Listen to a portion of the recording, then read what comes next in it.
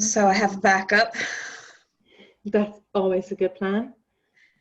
Hey everyone, thank you so much for being here today. I am very excited to officially interview Julia Go, who I've had the pleasure of meeting and talking to a few times, and she lives on the other side of the world. So for her, she just woke up and she looks like that, so pretty good. I wish. I um, wish. It's 8 a.m. Been awake for 2 yeah. hours. Oh, and you got the major coffee going there. I see some pretty strong coffee going. So, It's the second one. really? Well, thank Keeps you me for alive. doing this. I appreciate it so much. We're going to talk about something that's near and dear to your heart. And you reminded me when we spoke earlier this week that next week is Baby Loss Awareness Week. And Yeah. that's something that I definitely want to be acknowledging for the women in my group who've been affected by this, which are many.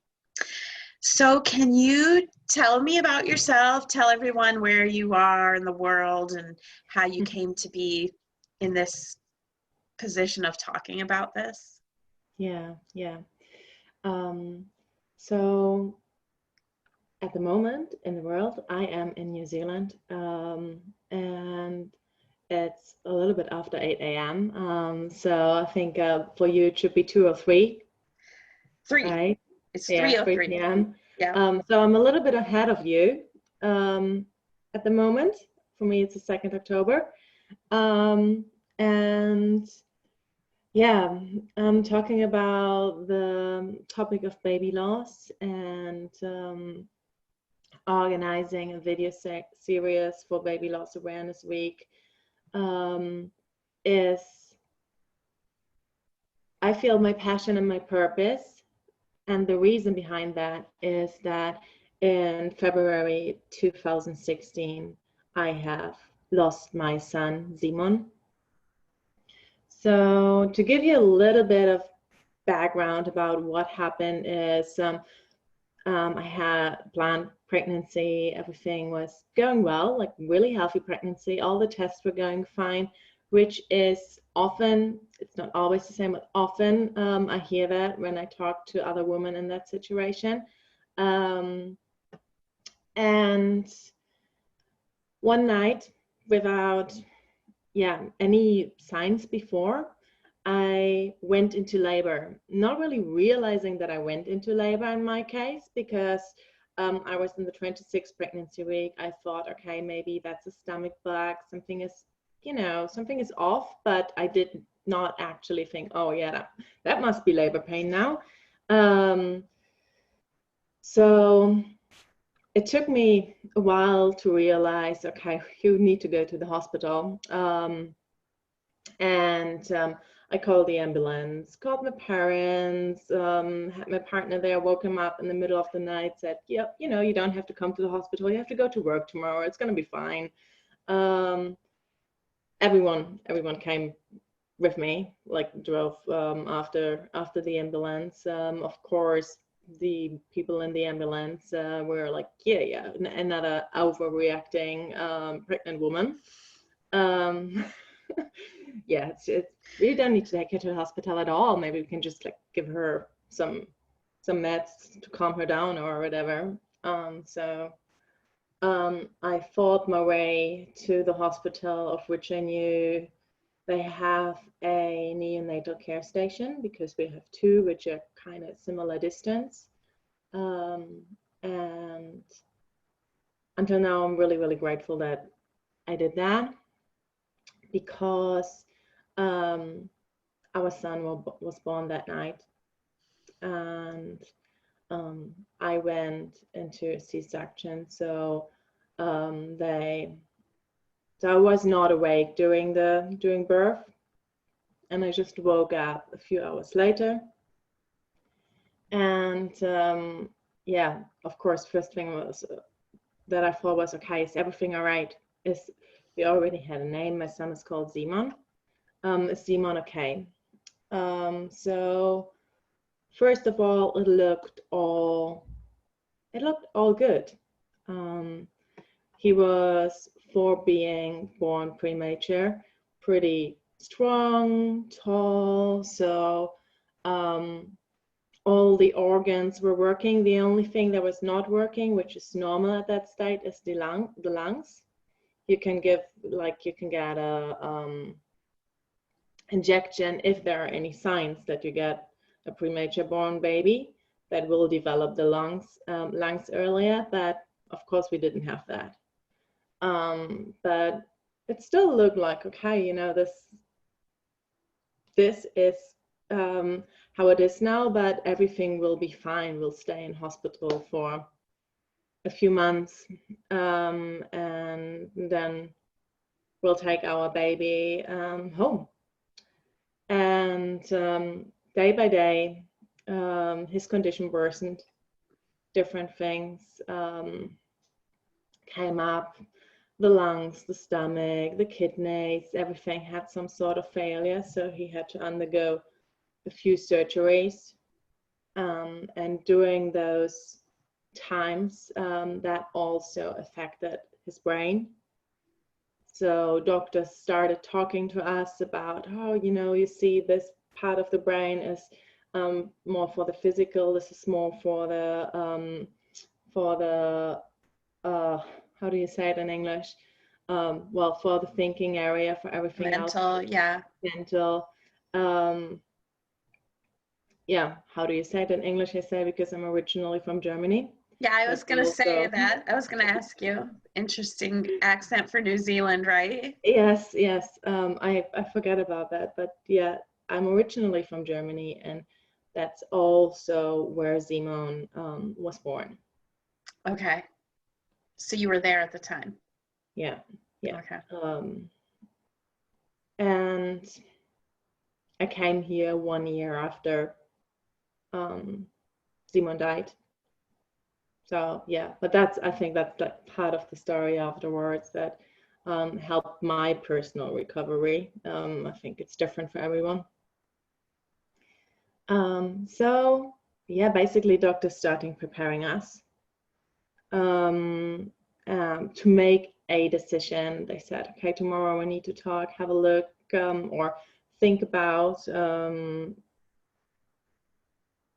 what you want for your baby. Like, he will definitely be disabled, probably 80% in both areas, physically and mentally.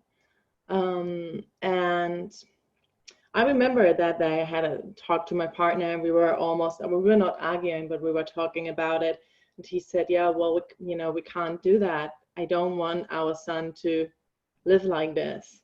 And I think I was in that moment still like, well, I want our son to live. Right. Whatever it takes. That's what I want. And I know that I'm strong and I'm capable of taking care of him, it's so we had that conversation. And I remember that night before we went to bed, my partner was allowed to stay in the hospital that night for the first night. I went to Simon, who was in neonatal care. We were not sleeping right next to him. So my room was somewhere else.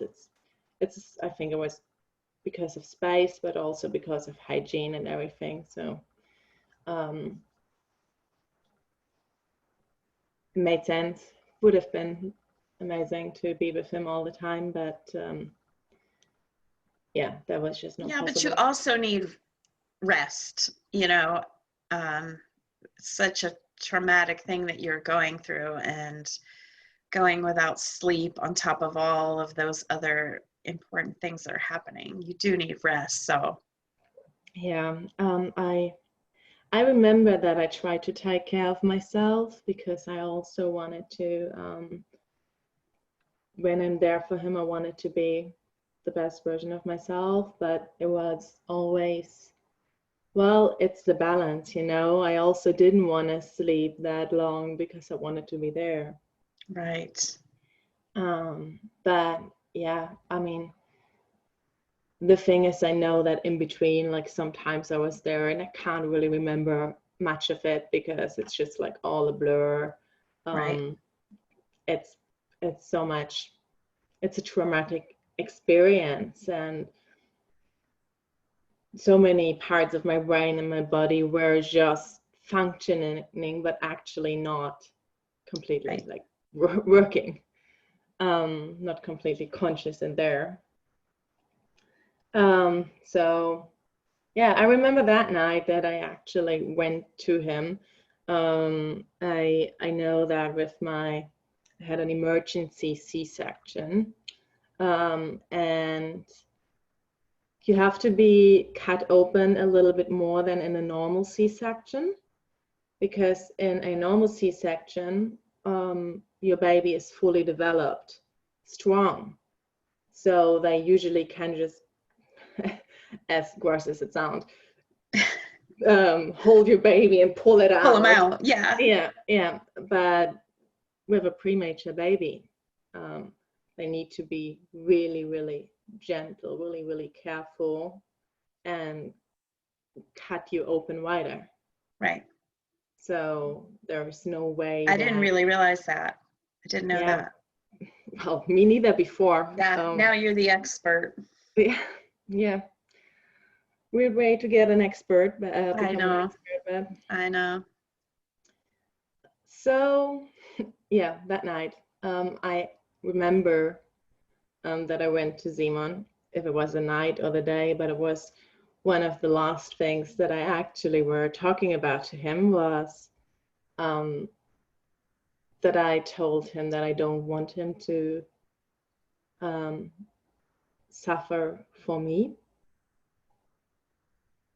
And so I could see in those 5 days that he was a fighter, like he was fighting for his life, surgery after surgery. And yeah, with every breath he was taking, he was fighting. So I basically went there and gave him permission to stop fighting when he wants to stop fighting. And I gave myself that permission too. Like I said, okay, you know, I'll be here for you, and I know I can take care of you whatever happens. But if that's not the life you want to live, can you please send me a sign? And just, yeah, just, it's okay if you want to leave now, it's okay. And that night, the doctors came in our room and said, okay, you have to make the decision now. We can send him in another surgery right now. We have to do it right now. We can't wait until morning, or you can't make that decision in an hour. You have to do it now. There is I think it was 60 or 80 blur percentage that he is not surviving that surgery. So that was my sign. And my partner was on that opinion before. For me, it made it just easier to not make the decision the next day when he was lying there looking peaceful in his incubator. Right. I He think was in distress. Yeah. And you didn't want to see him. Yeah. Yeah. Just sitting there seeing him, and of course, like now I know he was in his incubator all calm and peaceful because of all the opium and pain medications that he was getting. But in that moment, he just looked like a sleeping baby. And to say to your sleeping baby, all right, we're going to turn off the life support now, I think I would not have done that. And with that surgery that he probably would not have survived, and knowing that he was in distress, had even more pain than before, all the panic that little baby feels. Like I was thinking about that all the time being there.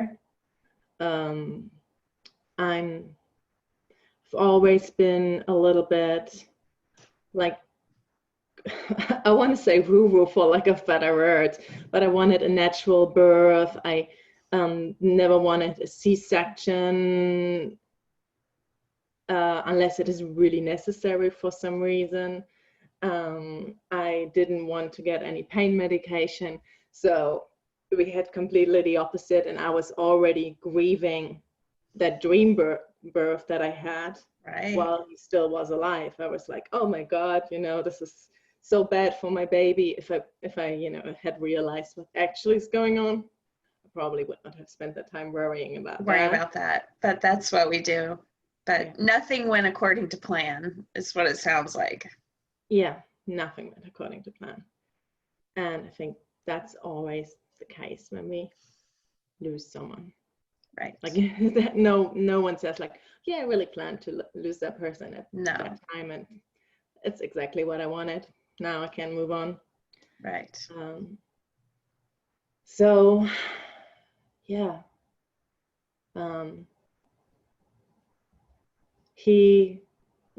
We decided to turn off the life support in that moment, and he actually, and that's one thing that I am extremely grateful for, because not a lot of moms have that. He actually died in my arms. So that was the first time that I could hold him. He was lying on my chest, and yeah, I mean,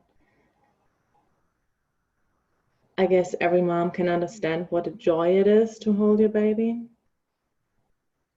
And then knowing that he's dying right now, like, it was the best and the worst moment of my life. Such a paradox in itself.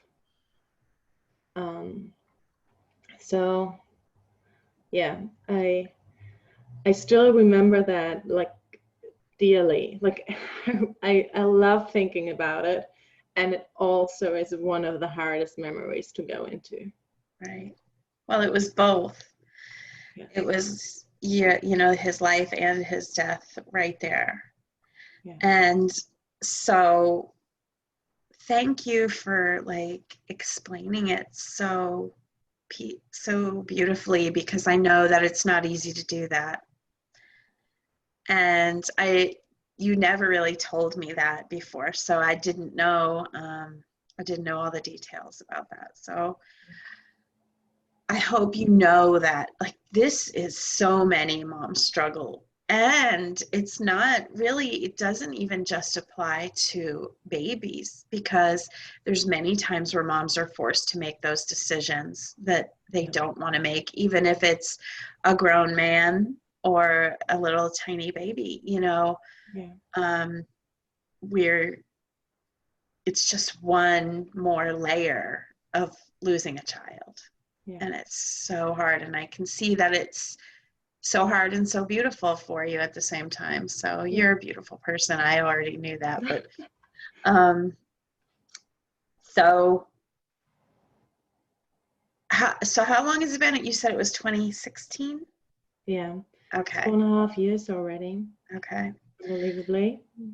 And so what happens after that? You're in the hospital, and are you surrounded by your family, or how does that work?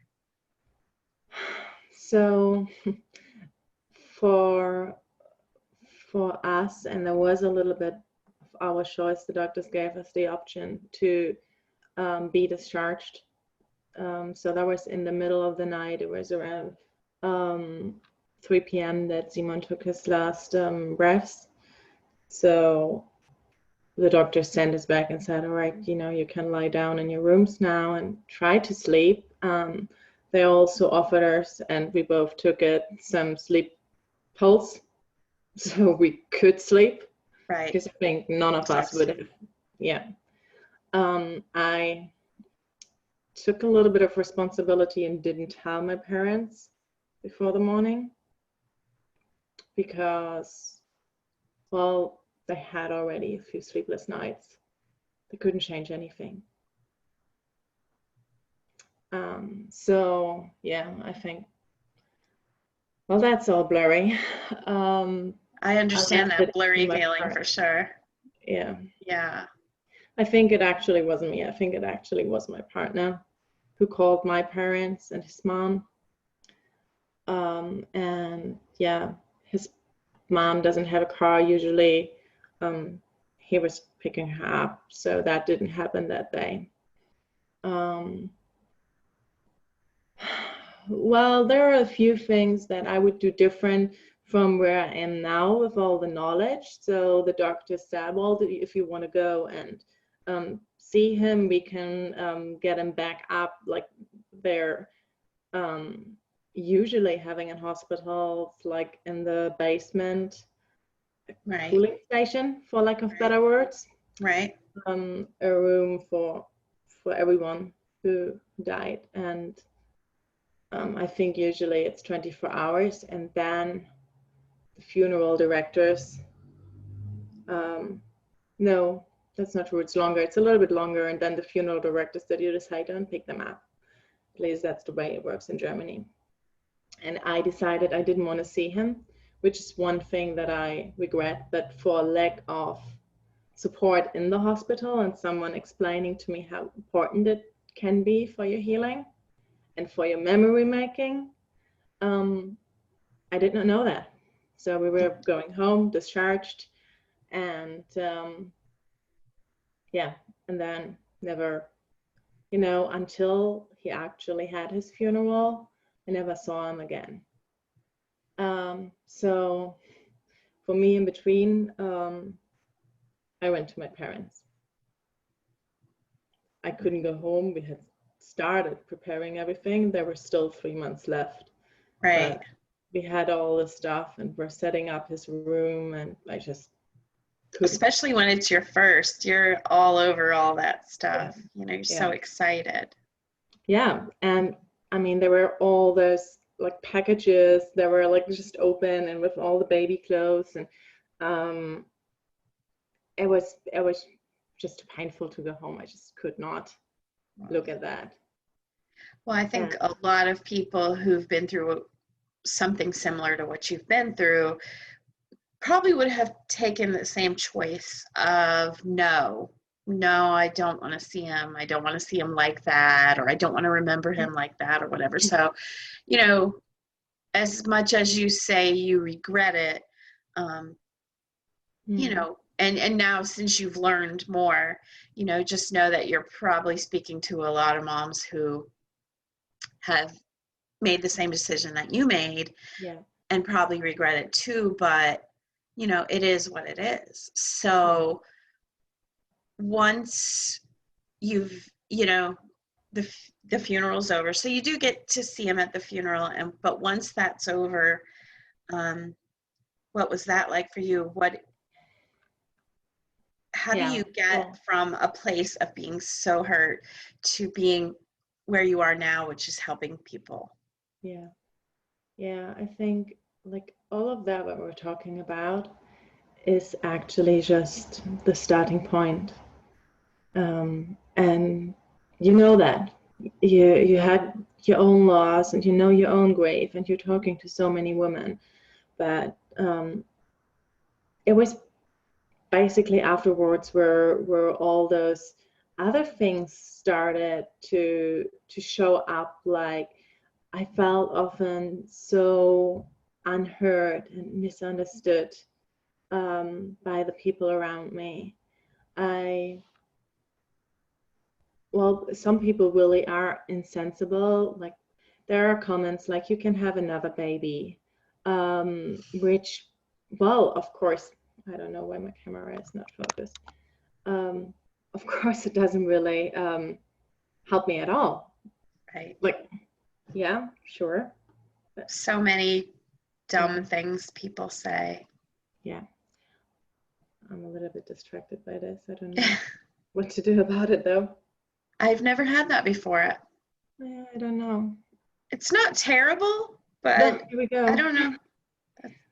No, it's better, I think. That's better, yeah.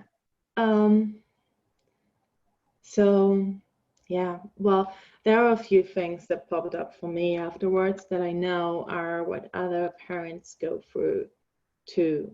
And that's that just feeling misunderstood by everyone else, not knowing how to talk to people, feeling hurt by other people talking about pregnancies, a friend telling you that her friend is pregnant, for example, Mm. seeing pregnant women on the street, or seeing women with how they called Like a this, newborn. yeah, Yeah. like newborns in general. You're always comparing, okay, you know, how far along is she, or how old is that baby? Would that be the same age? If, you know, Simon was here, he would be that old right now, and so on and so forth. And I think like one of the biggest things that were hard for me at the beginning was all that heartbreak, like that emotional pain that became physical pain that you felt in your body. And um, I know at times I did not see sense in living so much anymore because it was just too painful. And it was hard to really know how to cope with those emotions and also cope with the thoughts, because I did not want to think that, like, I was thinking like I don't know how to live like this, and then I was beating myself up for thinking that I don't know how to live like this. Right. um Nobody's prepared yeah, for that. yeah, Nobody's prepared for that kind of pain. no, definitely it is. I think like one of the worst things and pains that you can feel. I think we all are different, and we all like grieve differently, so you can't really say like this is more and this is less and this is worse and this is not hard at all. Right. um but yeah, you are never prepared, no matter what it is. Right. All the plans you have for the future, they're just like gone. You're living in a parallel world because you know actually this is what just should happen. But you're sitting there on Christmas with empty arms, Right. and all you have left are some, you know, some memories, not a lot. You don't have, that's the other thing, you don't have so many memories. Right. um That's why I wanted to talk to you because, in my group, for whatever reason, and I don't know if it has to do with just percentages of how these things happen, or the fact that moms like you don't always feel like they have a place to go. They don't always feel so accepted, or that it makes sense for them to be among other child loss parents. Like it doesn't feel the same because, that's, I feel this so much because we do have some moms in there that, you know, they don't, we were lucky. I mean, I had 8 years of memories, mm, and I wouldn't trade that for anything, no matter how much pain. And so you guys really had this experience where, all of that was even taken away from you. yeah. And I just, I would never dismiss it. I feel it. And two, I think some people, outsiders, might have the idea that maybe it doesn't sort of count, like it's not as bad because, if it didn't result in a full-term pregnancy, a full-term baby. And I mean, it's just the total opposite. Like, you were ready to go and live the rest of your life with a disabled child. Yeah. And well, that's definitely one thing that you experience over and over and over again. People who are judging you for still grieving, um, or people who really don't understand what happened. They're like, well, but, it's, it was not really a baby. It was definitely was. Like Right. from the moment I saw the pregnancy test, I For you, it felt was a baby. so Yeah, much you were a love. mom. Yeah, and it might be hard for some people to understand. And I started at the beginning avoiding those people or people in general because I was so afraid of being hurt again and again and again and again. And you also sometimes, like when you're grieving, you know that you get tired and everything is just, yeah, everything is harder. Like your normal life is harder. So you don't have the strength to explain that to people. Right. Now I can go and talk about my experience, and when someone comes and talks about, well, but I can explain what's the difference between how he or she is thinking about that and how I was actually feeling about it. But shortly afterwards, you're just like, Yeah. you want to turn around and just go back to bed and Right. continue crying. Right. So I would just feel like for somebody that was going through it, oh my goodness, like how helpful it would be to have someone like you to go through it with. And you had said something to me the other day about, kind of like being allowed to heal, even though you're still grieving too. Yeah. That it's both. Yeah. Yeah, I think that is really important. So for me, like all those things that I was just talking about, all the painful moments that I experienced, there was a point in time when I said, like, okay, that's not it. Like, I'm allowed to feel this, but I also don't want to be the victim anymore. Like, I experienced this incredible loss, and I've been the victim to it. It was not my decision. I didn't have the power to decide that. But now I'm going to take my power back for whatever I have control over. And that meant, for me, honoring the legacy of Simon and being the best person that I can be, living the best life that I can live. And what I had to learn, or what I automatically learned through doing this, is that it also means allowing to be okay with where you are in your grief journey. So making that decision didn't mean that I woke up the next morning and I've been like, all right, everything is fine now. Yeah. Like I'm super happy. But it meant that I allowed myself to feel whatever I was feeling without beating myself up. And that means having days where I'm just crying and things are triggering me and I'm just pissed off, or having days where I'm happy and I'm allowing myself to be happy without beating myself up for feeling good. Right. That's the tricky part of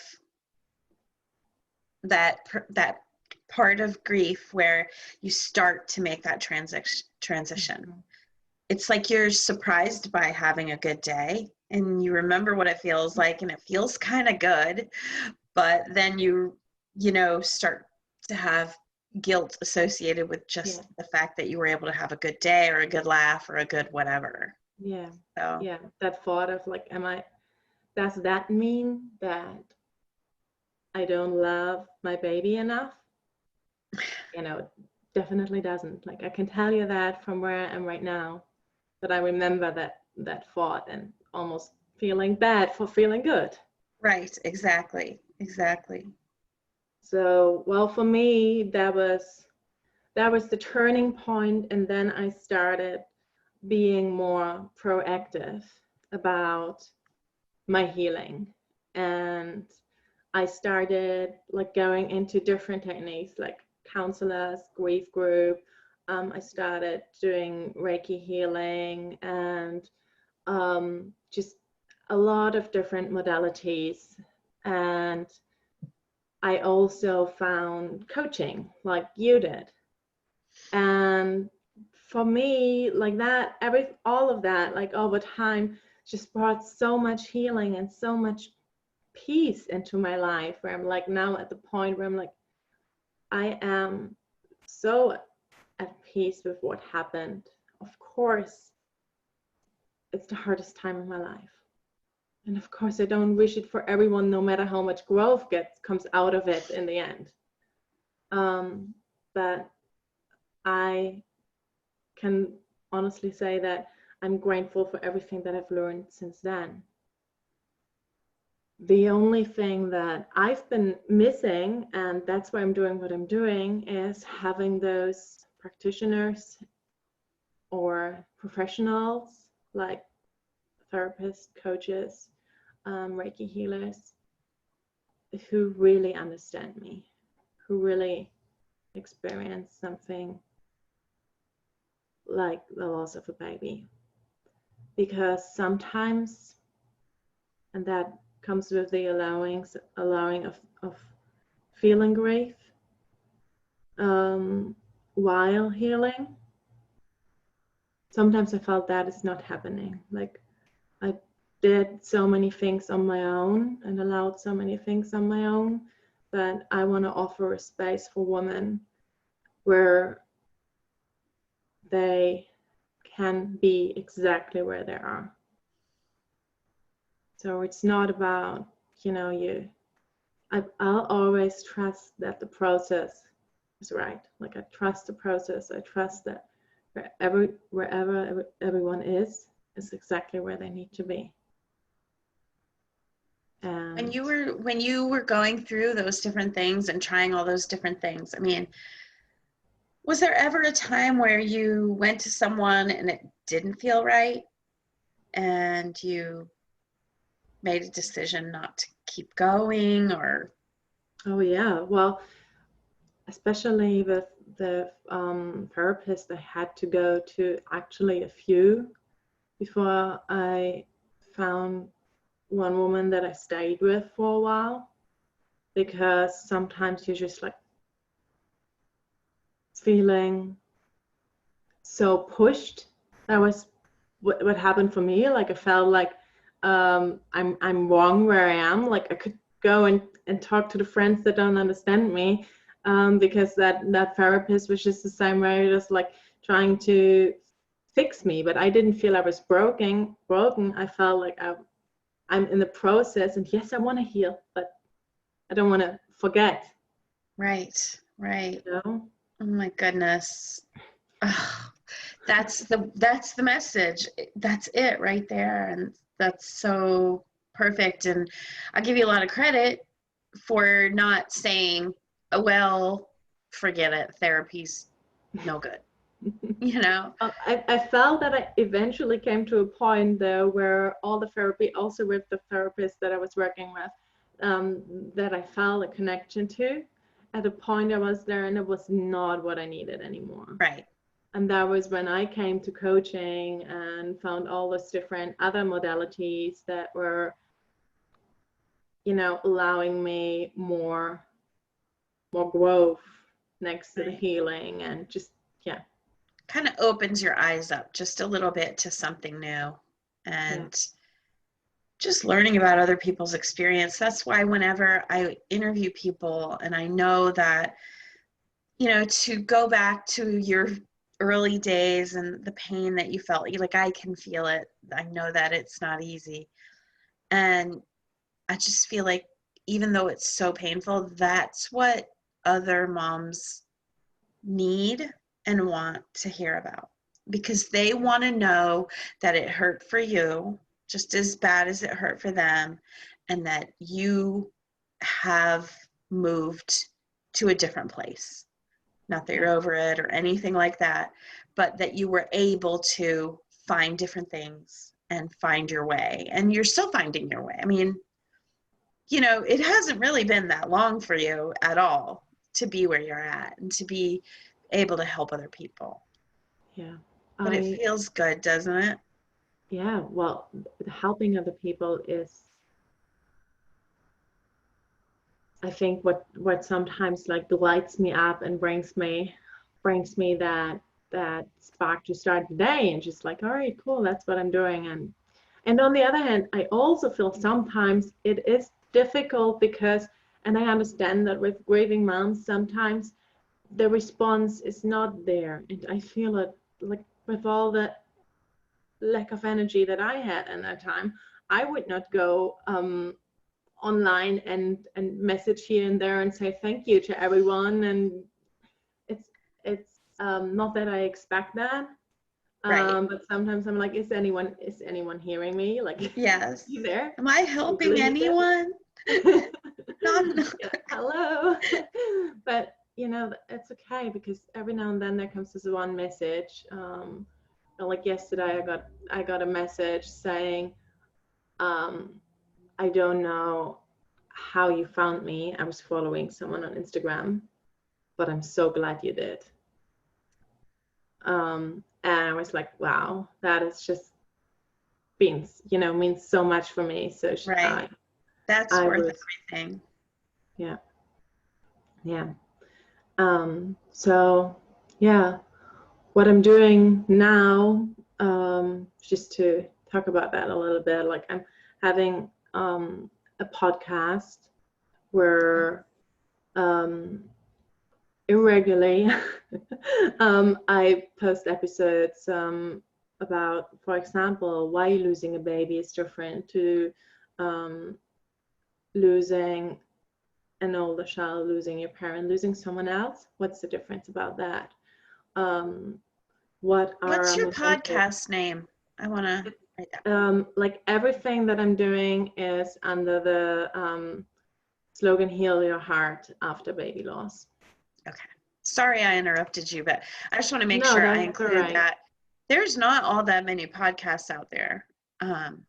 It's getting more. I'm happy to say that, like, it's getting a little bit more. People are getting more open to talk about that. I feel even in those 4 years, the change in that, and I feel like it's so important because at the beginning, even for me, it's been such a taboo to talk about grief and what I'm Right. saying. And I feel like it's getting a little bit better, at least in the online world. Don't think it has translated completely to the outside world yet, Right. because you have to find. Especially now, but part of what you do by talking about it is not only are you helping those moms that have been through it, but you're kind of educating people that don't have a clue. If they Yeah. will just listen to these messages and understand like why we're still talking about it and grieving and all, it's not because we want attention or because we're poor me. It's that we need to. It's that we had we are moms. We're still Yeah. a mom, Yeah. and we will, just like anyone who would talk about their children that were still alive, they're still our children. Yeah. It is such a big part of our life, being mom. Right. And And I yeah, was we going to want to. say, what are the other day when you were talking, you were telling me about just all the different areas of your life that can be touched by this. It's not just, I'm sad, I'm grieving. There's things that come up about forgiveness, and regrets, Yeah. and guilt, and your Yeah. relationship with your partner is a big one, right? Yeah, it is. Well, for me, it ended up in a breakup, Oh, it did. which I would not necessarily say, like, I don't regret a bit, but it didn't make it easier. No. Like, for me, it was my own eye opening about, okay, maybe this is not exactly what I want. But it took me a while also to say that out loud, because then I felt like all the judgment around, but you decided to have a baby with this man. Like, yeah, I did because I wanted a baby. Well, it um, helps you prioritize really strongly. You know, when you're young and kind of clueless on some of this stuff, you don't really understand the types of things that are so important. yeah. And, you know, I'm sure what you've been through, it really showed you what you, Julia, not anybody else, needs from a partner in a relationship and in life. Yeah.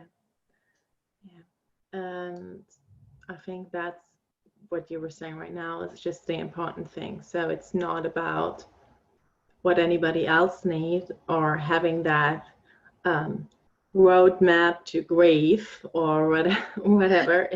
It's just so different for everyone. Like when I'm working with people, I see similarities. Like I see that first birthday that is just so hard on everyone. Like, what do I do on that day? Like, how do I survive it, and how will I feel? And it's just such a difficult moment.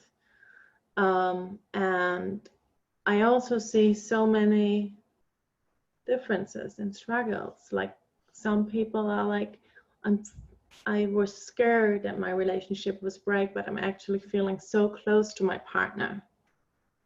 And then they are though thinking about their job and are wondering if they really want to do that anymore. Like, am I still passionate about that, or does that just seem super irrelevant what I'm doing right now? Yeah. Because so many things that were, well, just normal for you become so irrelevant. Like also, I mean, when you talk to friends and they start talking about their daily life, and you sit there sometimes after you lost your baby and you think like, really, is that your problem? Is that your biggest problem? Like, I don't want to, I don't want to be like judgmental of them, but I am Right. in that moment. I'm like, if that's your biggest problem, your life is fine. Right. Sometimes I said that when I could muster to do it in a loving way. I was able to tell friends and say like, look, I can see where this is annoying to you, but right now I don't have the capacity to listen to that because my heart is broken right now and your problem seems really, really small for me. So Right. I can see that you feel this way, and I probably would have felt the same way,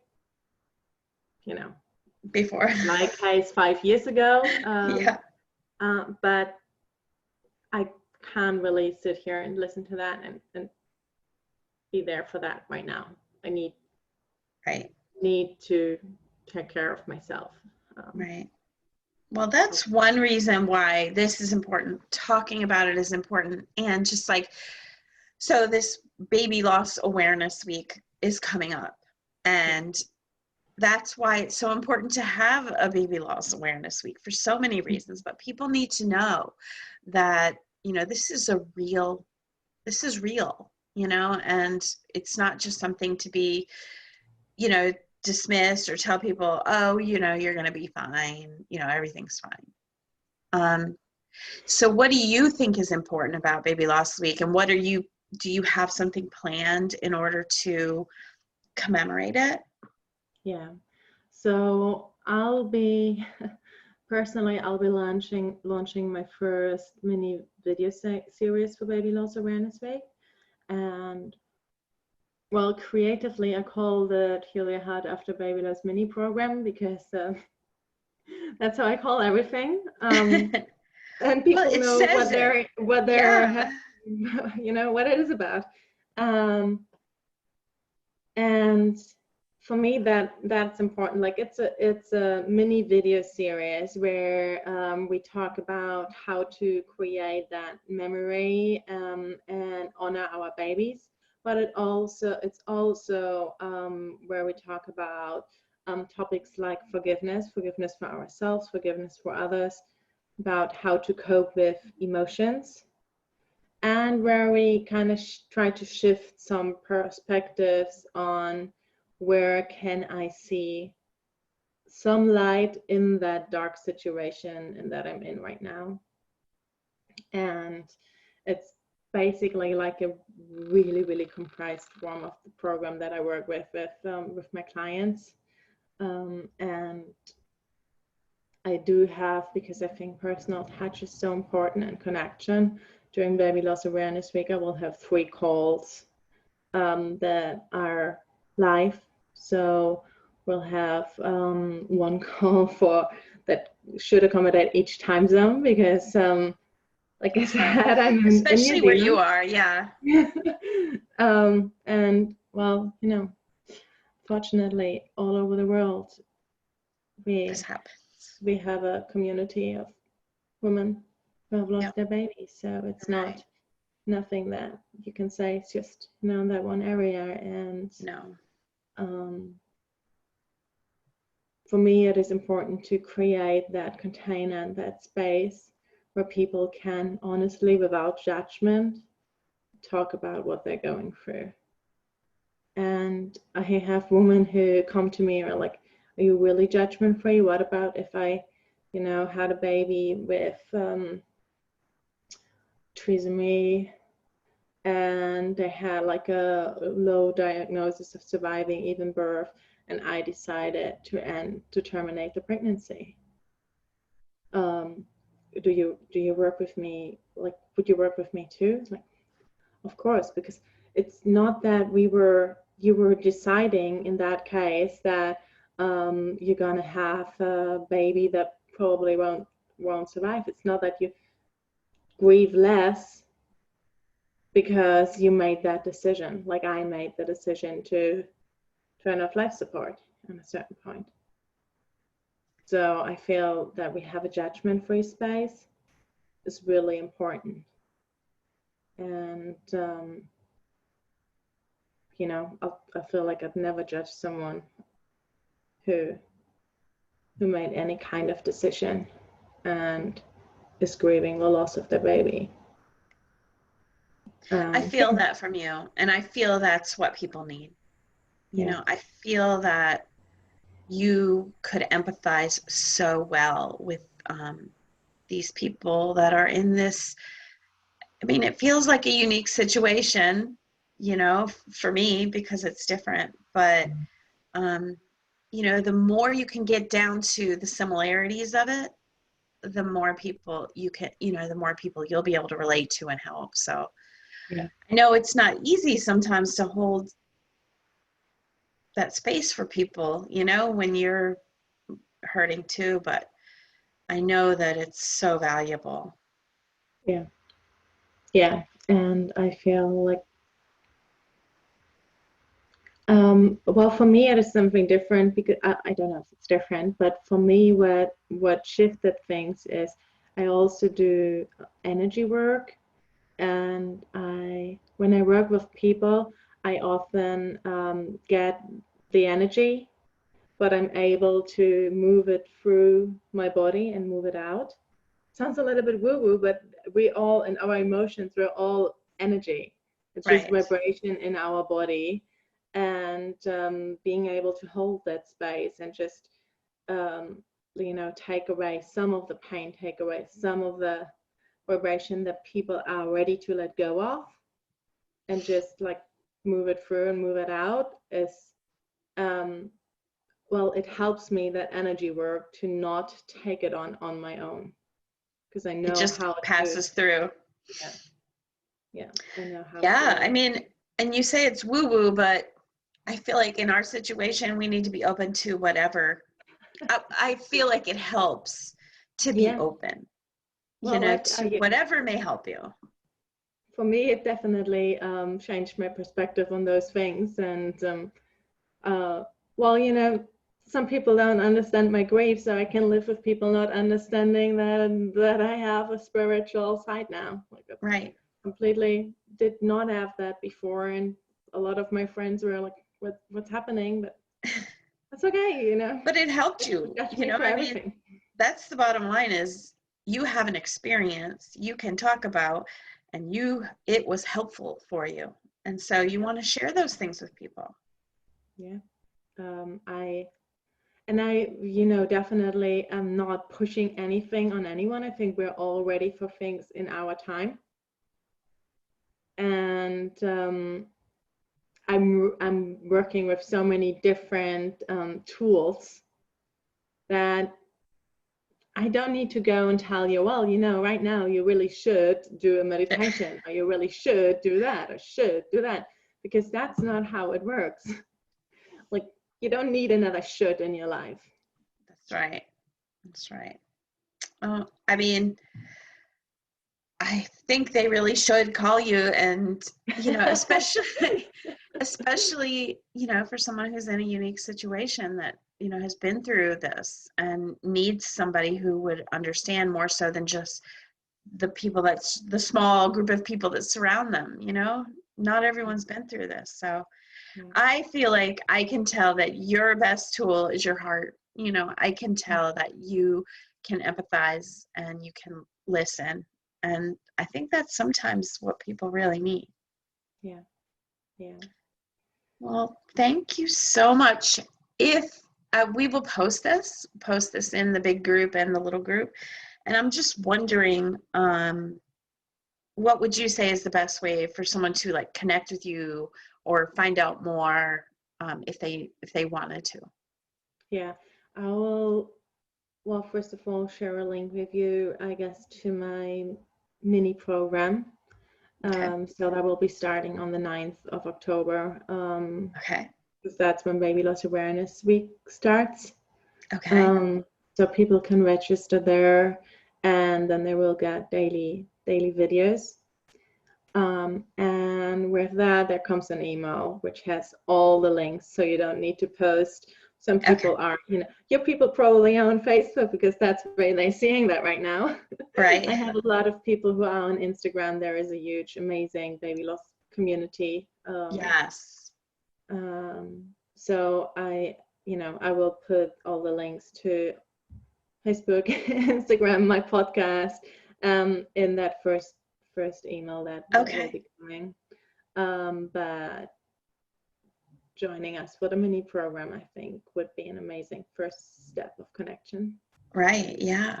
Okay, good. Well, I thank you for taking your early morning hour out of your day to talk to my people. Thank you.